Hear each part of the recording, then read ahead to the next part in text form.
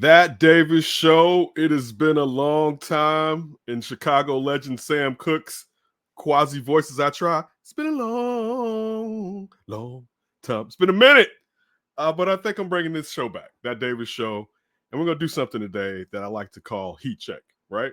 It's gonna be about the Bears. I want to do a heat check about how we're all feeling about the Bears so far this season after this last game versus the Minnesota Vikings in Minneapolis. Just checking and reading and listening to a lot of stuff. It's just interesting. Not saying anybody how they feel is wrong, but I want to say how I feel about this season so far. And I want you in the comments to tell me how you feel about this season. And I'll ask you a couple of more questions, and then we'll come back in a week or so and talk about it again, just to know how you feel about this season. So just to kick it off right now, and also my guy Dedrian is handling the ones and twos. Make sure you check out his wrestling show. But we're gonna do a heat check. I should have had something audio right here, drop like heat check, something right there. We'll have to add that moving forward. All right. So, how do you feel about the Bears season so far? Since I don't know if a lot of people have seen me recently, you can find me on Under the Hood with Jay Hood, that you also know is with Cap and Jay Hood on ESPN's in the morning. You can also find me as one of the co-hosts on the Windy City podcast with Alex Shapiro. If you remember Under Center, one of our reporters, Alex Shapiro, we have come back to give you some Under Center flavor twice a week, like a pregame and also the postgame. So after the Bears game, make sure you come and check that out. But also importantly, check out that Davis. This account is active again. We're going to be bringing you. I can't help if Dedrian help me. He's going to want to help me. And as smart as he is, I'd be a fool not to allow him to help me. That's ridiculous. And also, he's my friend. Like, he is a good friend and a good brother. And you form these relationships so that you do things like this for one another. So shout out to Dedrian in the background for helping me out. But anyway, back to this conversation. How do you feel about the Bears this season? All right. The Bears right now are 7-3. They lead the division with their first victory within the division. All right. They are 1-2 within the division. They lost to the Vikings, of course, as we know, and they lost to the Detroit Lions early in the season. At the beginning of the season, I mean, it was frustrating. And then throughout the season, now, of course, we're going to focus on Caleb and Ben Johnson. Throughout the season, there were a lot of questions. If you watched me in past shows, you would know that I thought selecting Caleb Williams was a smart selection. I wasn't down on Jaden Daniels, and me and Josh Schrock used to joke and go back about Drake May. Shout out to him because he was always a huge proponent of Drake May, and Drake May is doing his damn thing with the Patriots right now. But there are times during this year, like the Ravens game, where you had former MVP Lamar Jackson out and Ty Huntley running all over the place, that my frustration with the offense and Caleb had risen. And it was justified. And there's still times that I'm going to be frustrated with Caleb. You know, I just am, because my expectations for him are high. And until I know where his ceiling is, then I'll know how to rightfully adjust my expectations. Because at times I felt like maybe I need to bring him down and he'll perhaps be good. I still think he can be extremely good. We'll know if he can be great. I think greatness is definitely a question mark right now, but I think extremely good is definitely really on the table, extremely on the table at this point, right? He's a comeback kid. I think a lot of the questions that we used to have back in the past with former quarterbacks was, could they get it done at the end of the game? And we've seen that Caleb, he can get it done at the end of the game. All right. The Bears are the comeback cardiac Cubs, which is funny being a Sox fan, of the NFL so far, with 5 fourth quarter comebacks. And some of them have been poof, poof, poof, poof. Like, man, I mean, my heart, the Bengals game, my heart was going through it. And I'm supposed to be somewhat unbiased in these situations.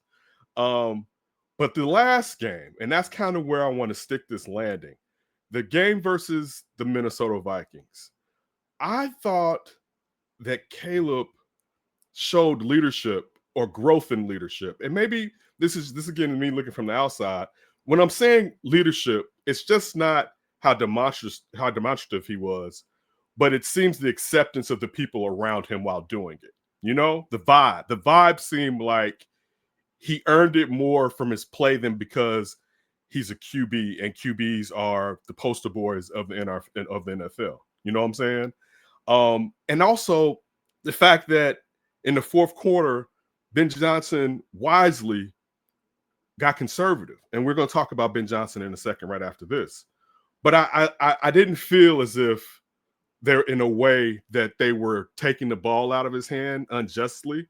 I thought it was smart at that game. And also, funny thing, I don't know how much football the last couple of weeks outside of your local team you've been watching. There have been a ton of drops all around the NFL. I know this is going to get real wicked, and I'm not like some huge I'm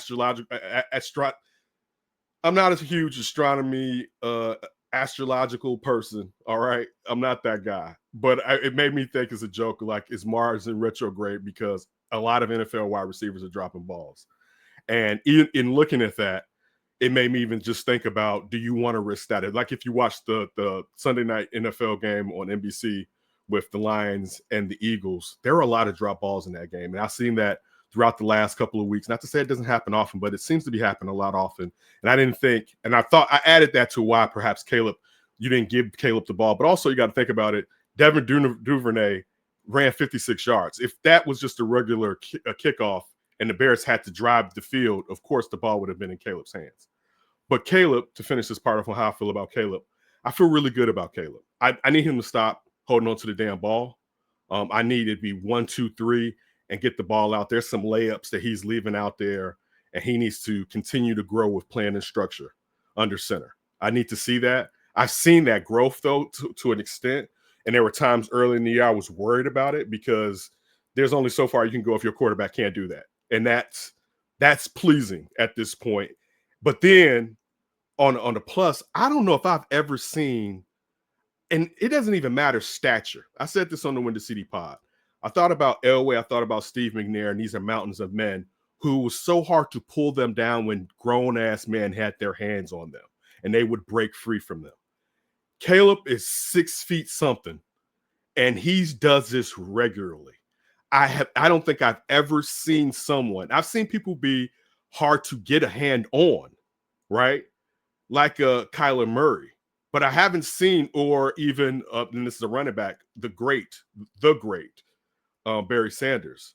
But I haven't seen someone be able to break free from tackles, not just one hand, at times 2-hand tackles from the elite athletes that are playing defensive positions, particularly edge rushers and D tackles within the league right now. That is an outlier that is crazy as hell, to say the least. That's what he is. And I'm sure he'll consistently be able to do that. And this is just me and a problem that I have. I just look into the future. At some point, age is going to catch up with you, but he's years away from that as long as he stays uninjured rather. But the fact that he can do that, and I'll say this, the fact that I had to get on myself for taking his arm strength and whip for granted, because it's something that we watched at college, but I take it at times for granted that he has that type of arm dexterity to be able to do what he can do with the ball. But he needs to hit the layups. I think he will get better at that. And I think part of the reason that I'm not as afraid, I don't know if he will be great, but I think he can be extremely good. All right. Is because of his head coach, and that's Ben Johnson. So I want to ask you, how do you feel about Ben Johnson? Now, Ben Johnson, if you've watched Under Center podcast on NBC, you know that I wanted Ben Johnson to be the Bears head coach since 3 years ago, basically 3 seasons ago, I should say. And the fact that everything that I believed he was, an offensive wizard who didn't have to prove how intelligent or savvy he was in the offense by trying to do everything through air. Most guys that are wonder kids on the offensive side are trying to show you how they can do that throwing the ball. But you look at the people like Kyle Shanahan, I'll use him. You look at someone like even Sean McVay, even though Sean McVay will lean on the pass, but he also will lean on the run. You look at Sean Payton. A lot of these guys, you look at Andy Reid with what he does when he gets gritty with the run, when they have to get back to real football with Kansas City, even though he has arguably the greatest, if not the second greatest quarterback ever playing for him in Patrick Mahomes. Being someone who wants to show how great you are offensively through running the ball means a lot to me, because that's real football and that's consistency, and you can win with that on the road, any weather. It's the foundation. And a lot of times people don't try to show you how great they are offensive minds by doing that.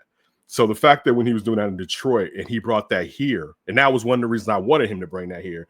And the Bears are at the prior to the game yesterday, the second best running team within the league with 2 running backs. I don't think any of us were huge on coming into the season. Now, I'll say this. I thought people overreacted to DeAndre Swift last year with what they were expecting because he wasn't getting holes last season, right? Not to say he played great, but people, the first 6 games were down on him hard, like the offensive line was doing something that can benefit him. And that's sometimes we got to take a step back and look at the total picture. This year, he is running like a man possessed to be a guy that we look at as a runner on the edges. He's putting his head down. He's going for it. He's gritty. I feel like his play and rookie Cal Monongai's play have perhaps pulled down the desire to draft a running back high in the draft, like the rumors about Ashton Gentry. The Bears perhaps going to get him at number 7 or before number 7. But the fact, again, that those running backs have done that and Ben Johnson has called that, I love it. The trick plays, the Tyson Bagent second one, where it was like, you know damn well you better not do a trick play right now. But the fact that you're making teams have to adjust and also practice against what this could be. And that's why you do trick plays, just to do stuff like that. I love it.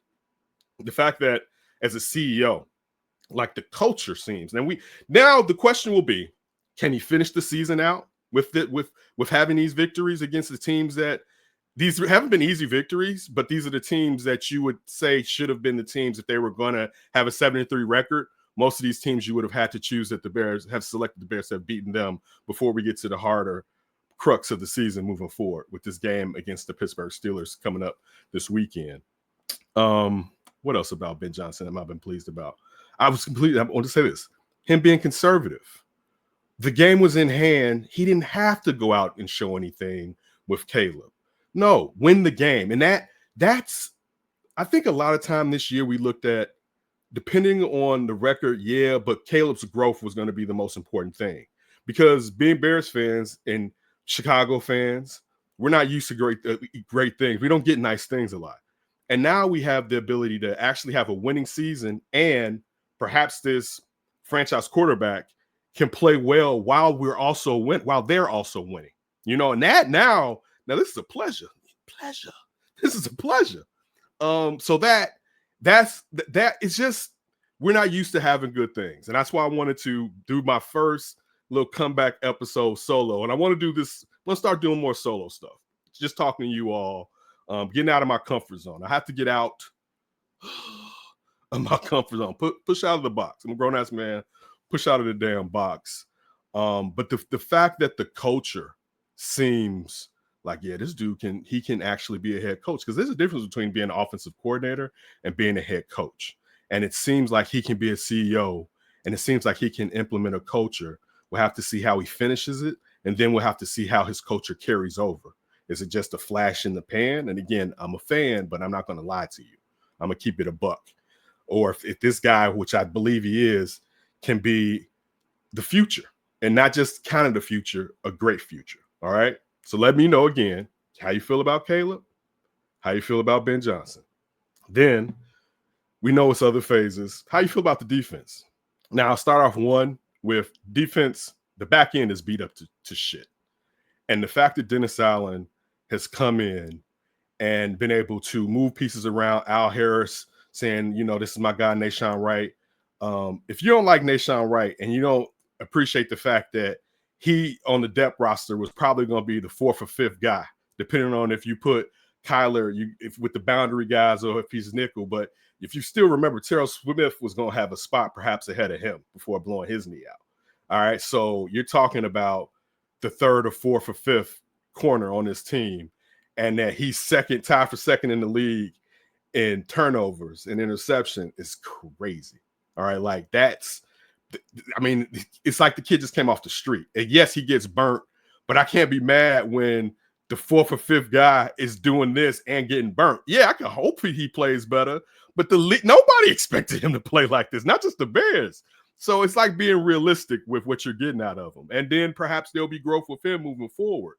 You bring in C.J. Gardner-Johnson. And, Kyler Gordon being out, and we saw just a glimpse of what Dennis Allen can do with that nickel guy with bringing the heat, particularly when your 4 down linemen aren't consistently bringing pressure and you have to gin up heat. We saw that briefly with how he was using Brisker and Kyler Gordon, particularly Kyler Gordon. So I like what Dennis Allen has been doing. I can't blame him that they're not getting a lot from the front 4. Montez Sweat has to be better than this. That's just the truth of the matter. He's getting paid to be a Pro Bowler. That's how he's getting paid. And even at double teams, occasionally he has to beat a double team, but singled up, he has to dominate that guy. This week, I saw flashes of Grady Jarrett putting guys in J.J. McCarthy's lap. Like he was, I'm going to lift you up. And 1-3 technique I'm getting through, but it was 3, I'm going to lift you and carry you. And shortest way to any desired place is a straight line. That pocket was being collapsed. I like what Dennis Allen is doing with this defense. I'm also being honest to where some fixes are just going to have to come in the offseason. I'm not going to lie to you and say, like, man, Dominic Robinson, what he could have done. I think healthy bodies benefit you regardless, but I'm not going to say guys that hadn't done anything really in the past. You should expect greatness from them. Rookie Shamar Turner, he's a question mark. We don't know what he could have helped with this year. But again, fresher bodies probably are going to produce a few more sacks at least, you would think. So it'll be interesting what they do with the defense. The defense is hurting the team, particularly with the pressures, but with not getting into the pressure with the down linemen. Linebacker play, TJ Edwards has been out majority of the season. Tremaine Edmonds is basically balling. That's just the truth. I think Kevin Byard, who I didn't mention, I wanted to mention him. Him and Tremaine Edmonds are definitely on the all-pro Pro Bowler type mission, and I enjoy seeing that. So I enjoy what I'm seeing from the defense. What do you think about the defense? Leave it in the comments. What do you want them to do about the defense? Are you a guy that wants them to look for 3? Let's just say you can't get everything in this offseason. Would you say 3 technique, or would you say edge rusher? What are your expectations for Austin Booker moving forward, coming back after injury? Third phase, man, Richard Hightower is his side of the ball isn't playing well, to be honest with you. Devin Duvernay is a professional. So let's just take him out of there. The coverage has not been good. It's been bad. It's sucked majority of this season. And it's caused them a lot of issues when we're talking about field position. And then you're adding field position to a defense that can't get there with this 4 down lineman. It's hurting you. And that has to be remedied. And you have to really look at that moving forward. I'm not going to spend a lot of time on that. But yeah, that shit needs to be fixed. What are your hopes for the remainder of the season? And I want you to really think about this. And you can be greedy, you can be a realist, or you can be a pessimist. But what are your hopes for the remainder of the season? Because I have to ask myself this. The Bears are 3 wins away from 10 victories. Now, if they somewhat collapse and they still get to 10, it's going to kind of suck. But then they're still going to have 10 victories in the season that most of us weren't expecting them to get to 10 victories. And probably be second in the division, maybe, tied for second. If they get more than 10. I think it's going to take at least 11 to 12 victories to probably win this division. All right. But I would hope Caleb would continue to grow. He would win more from within the pocket, within structure. He'd get rid of the ball quicker. That'd be the most thing with me is Caleb getting rid of the ball quicker and hitting layups. If he did that, I'm happy with him. Ben Johnson can just keep doing what he's been doing. You could kind of see teams are kind of figuring out what he's doing. I felt like I thought about this on the Windy City pod. I felt like that you saw, and of course he's going to blitz anyway, referring to defensive coordinator for the Vikings, Brian Flores. But I felt like they were sending a lot of that heat for Darnell Wright and Jonah Jackson. And because that's the side that you're dominantly, initially before Braxton got hurt, but you're running on that side a lot since Darnell Wright has been balling out of his mind recently. But the blitz wasn't just for Caleb. The blitz were for the running backs. And I felt like that had them running, again, the other way, even though we know Theo Benedict is a really good run blocker. He's not really there pass, and Joe Thuney is a Hall of Famer, basically. But that's what I'm looking for. I'm looking to see that Ben Johnson closes out the season well and the offense continues to grow, and as teams try to figure out how to stop his run game, what is he going to do to put an extra wrinkle on it? All right. Let me ask you this though. What were your hopes prior to this season? And have they passed those hopes? Have they hit those hopes? Or have they not hit those hopes? Tell me that. What did you hope would happen this year? And if them at 7-3 right now, have they blown by it? Give me your honest opinion in that. Let me know. Hit the chat. Let me know. All right. And finally, before I get up out of here, is this season almost a success? Is it a success for you right now? Now, the only reason I could have ended it on the last question, I didn't end it on this question, was because if they just flame out, man, especially us here, we're gonna be talking some shit. Let's just be honest. But is this season right now with what they've done in a quasi rookie year for Caleb Williams, because there was not a lot of things for him to learn from last season, and some of that's on him. And a rookie year from your head coach is being a head coach. Is this season almost a success? And what it is going to take for it to be a success if it's not a success? And just let me know. So, all right, we're back. That Davis Show. Dejan's helping me on the ones and twos. Hit me up. I'm still on the Twitter. I'm still on the gram. I'm going to bring you more of these little interactions through the week.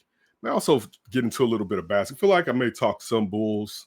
The Sox hurt me so bad that I don't want to talk baseball, but I want to talk sports again. Like, not just Bears sports, even definitely some college sports. Like, I'm definitely, if you watch Big Ten Country on NBC, a lot of you may have not, with me and my guy James Naveau, focusing on, of course, the Big Ten. College sports. You got questions about college football, basketball, or women's basketball. If you know me, I enjoy some ladies' hoops. Let me know. So, all right. Thank you. Appreciate you taking a little bit of time. Hit me up. We are back. That Davis Show here on the ones and the twos.